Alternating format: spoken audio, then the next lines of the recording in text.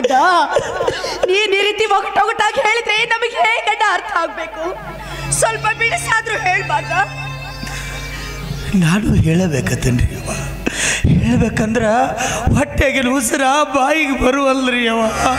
ಹೇಳಕ್ಕ ನಾಲ್ಗೆ ತೊದಲತ್ತರಿ ಅವ, ತೊದಲತ್ತ. ಅದನ್ನ ನನಗೆ ಹೇಳೋದಾಗೋದಿಲ್ರಿ ಅವ. ಇದನ್ನ ನೀವ ನೋಡ್ರಿ, ನೋಡ್ರಿ.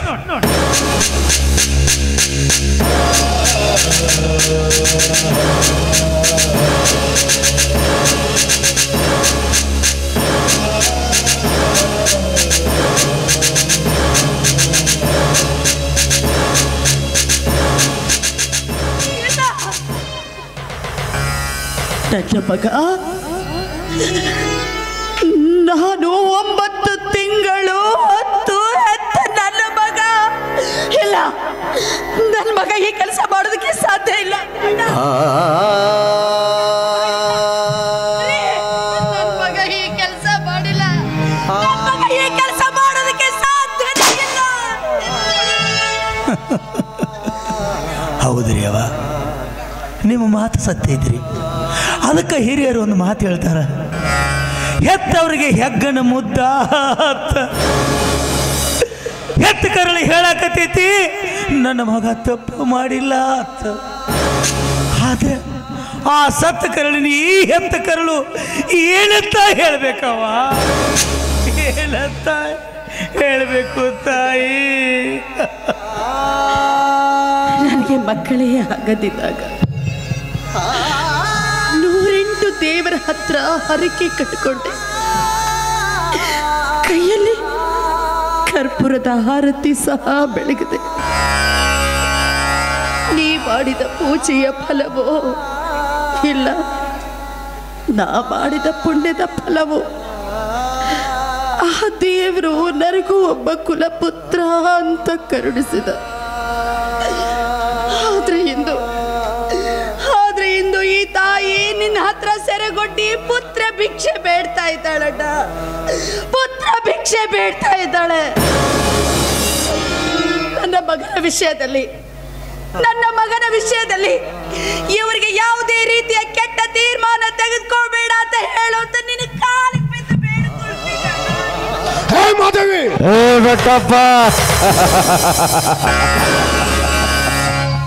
ನಾನು ಯಾರು ಗೊತ್ತಾ? ಅಂದು ನಿನ್ನ ತೀರ್ಪಿಗೆ ಬಲಿಯಾದ ಕಾಳ. ಇದೇ ತೀರ್ಪಿನಿಂದ ತಾನೇ ಅವತ್ತು ಊರು ಹೊರಗಿನ ಆಲದ ಮರಕ್ಕೆ ನನ್ನನ್ನು ನೇಣು ಹಾಕ್ಸಿದೆ. ಈಗ ನೋಡು, ನಿನ್ನ ಮನ್ಯಾಗ ನಿನ್ನ ಮಗನೇ ತಪ್ಪು ಮಾಡ್ಯಾನ. ನಿನಗ ಅವತ್ತೇ ಹೇಳಿದ್ದೆ ತಾನೇ ನಿನ್ನ ಮನೆಯಲ್ಲಿ ಮುಂದೊಂದಿನ ಇದೇ ಘಟನೆ ನಡೆಯುತ್ತೆ ಅಂತ. ಈಗ ನಿನ್ನ ಮನೆಯಲ್ಲಿ ಘಟನೆ ನಡೆದಾಯ್ತು. ನಿನ್ನ ಮಗ ತಪ್ಪು ಮಾಡಾಯ್ತು. ಸತ್ಯ, ನ್ಯಾಯ, ನೀತಿ, ಧರ್ಮಕ್ಕೆ ಇನ್ನೊಂದು ಹೆಸರಾದ ಈ ಬೆಟ್ಟಪ್ಪ ಯಾವ ತೀರ್ಪು ಕೊಡ್ತಾನೆ ಅಂತ ಸತ್ತು ಹೋದ ಈ ಕಾಳನ ಆತ್ಮ ಸುತ್ತಿ ಸುತ್ತಿ ನೋಡ್ತಾ ಇದೆ.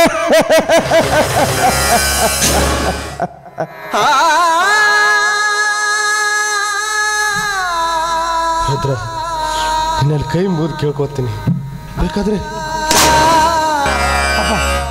ಅಂತ ದೊಡ್ಡ ಮಾತು ಮಾತಾಡಬೇಡ್ರಿಪ್ಪ, ಹಂಗೆಲ್ಲ ಮಾತಾಡಬೇಡ್ರಿ. ನೋಡು, ಈ ಬೆಟ್ಟಪ್ಪ ಕೊಡೋ ನ್ಯಾಯ ತೀರ್ಪಿನ ಮೇಲೆ ನಂಬಿಕೆ ಇದೆ ತಾನೆ? ಐತ್ರಿಪ್ಪ, ಐತ್ರಿ. ವಿಶ್ವಾಸ ಇದೆ ತಾನೆ? ಐತ್ರಿಪ್ಪ.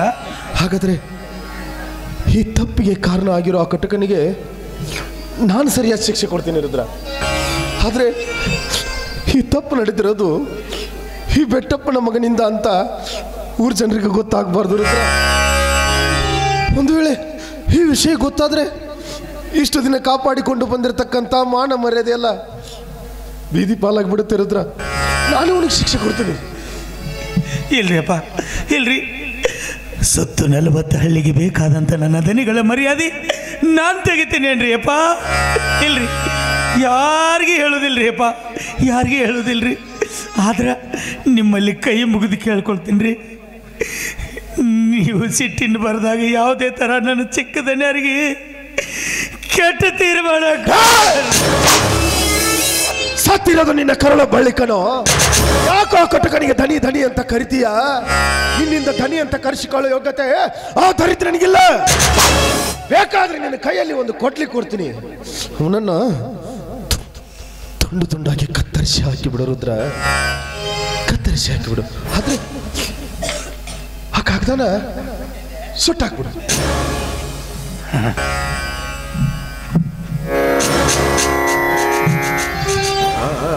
ಅಪಾರ, ಈ ಕಾಗದ ಸುಡುವುದು ಬೇಡ್ರಿ, ಈ ಕಾಗದ ಹರಿದು ಹಾಕೋದು ಬೇಡ್ರಿ. ಈ ಕಾಗದ ಒಂದು ವೇಳೆ ಹರಿದು ಹೋಗಿದೀವಿ ಅಂದ್ರೆ ಹರಿದು ಹೋದ ಕಾಗದ ಜೋಡಿಸಿ ಓದು ಜನ ಅದಾರ್ರಿಯಪ್ಪ ಪ್ರಪಂಚದಾಗ. ಅದಕ್ಕೆ ಈ ವಿಷಯ ಯಾರಿಗೆ ಗೊತ್ತಾಗಬಾರ್ದು, ಈ ಕಾಗದ ಯಾರಿಗೆ ಸಿಗಬಾರ್ದು, ಈ ಕಾಗದ ಯಾರಿಗೆ ಸಿಗಬಾರ್ದು. ಇದಕ್ಕೆ ಸರಿಯಾದ ಶಿಕ್ಷೆ ನನ್ನ ತಲೆ ಐತ್ರಿಯಪ್ಪ. ಇದಕ್ಕೆ ಶಿಕ್ಷೆ ನಾ ಕೊಡ್ತೀನಿ ರೀ, ಈ ಕಾಗದಕ್ಕೆ ಶಿಕ್ಷೆ ನಾ ಕೊಡ್ತೀನಿ.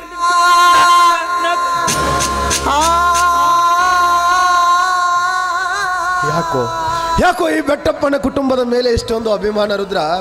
ನೀನು ಮಾಡಿರೋ ಈ ಉಪಕಾರಕ್ಕೆ ಈ ಬೆಟ್ಟಪ್ಪನ ಮೈ ಚರ್ಮ ಸುಲಿದು ಚಪ್ಪಲಿ ಮಾಡಿಕೊಟ್ರು ಕೂಡ ಕಡಿಮೆ ಕಣೋ. ನಾನು ಕೊಡ್ತೀನಿ ರುದ್ರ, ಸರಿಯಾದ ನ್ಯಾಯ ತೀರ್ಮಾನ ಕೊಡ್ತೀನಿ. ಹುಟ್ಟು ಸೂರ್ಯನ ದಿಕ್ಕ ಬದಲಾಗಬಹುದು, ತಿರ್ಗೋ ಭೂಮಿ ಚಲನೆ ನಿಂತೋಗಬಹುದು, ಆದ್ರೆ ಈ ಬೆಟ್ಟಪ್ಪ ಕೊಡೋ ನ್ಯಾಯ ತೀರ್ಪು ಯಾವತ್ತೂ ಬದಲಾಗಲ್ಲ ಅಂತ ನಾನು ತೋರಿಸ್ತೀನಿ ರುದ್ರ, ತೋರಿಸ್ತೇನೆ.